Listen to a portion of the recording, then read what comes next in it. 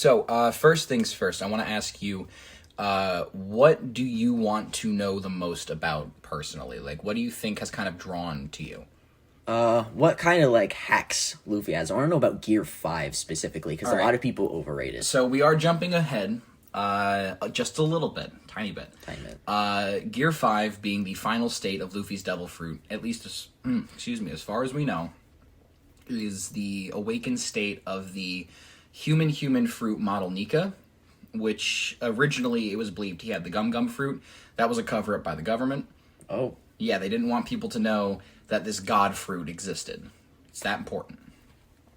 Basically, Nika is the sun god. He was an icon to, slaves and kind of indentured peoples as a means to, give them hope and something to look forward to. Because, it's the light of the sun, obviously. Luffy's powers are limited by his imagination. So, it kind of explains some of the other stuff that he's actually been able to kind of BS his way through in the past. For instance, Luffy has a couple signature moves that generate certain elemental natures.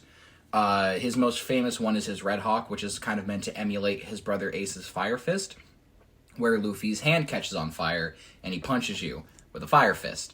Now, a rubber person should not be able to generate fire. Not at all. But with the power of imagination, you kind of can.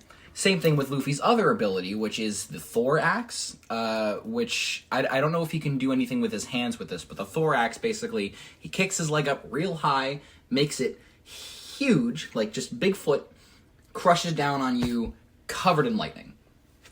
Oh. How a man made of rubber, whose entire essence turns electricity away from it, as shown by a former villain who was literally made by electricity, how he's able to make that lightning doesn't make sense until you think about the fact that his powers let him just do whatever he wants.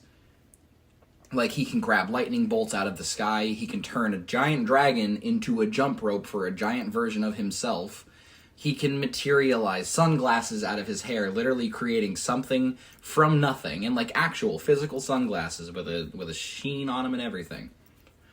He's just BS baloney powers, and he is basically a Looney Tunes character dumped into a shonen anime.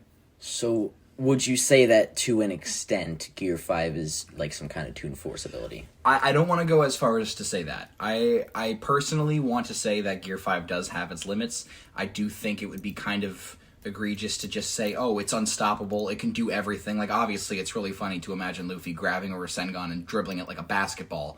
But realistically, I do have to say that it can't do everything. Obviously, Luffy would be limited by his own personal power, and I think that it is, while overpowered to an extent, not as broken as a lot of people tend to think it is.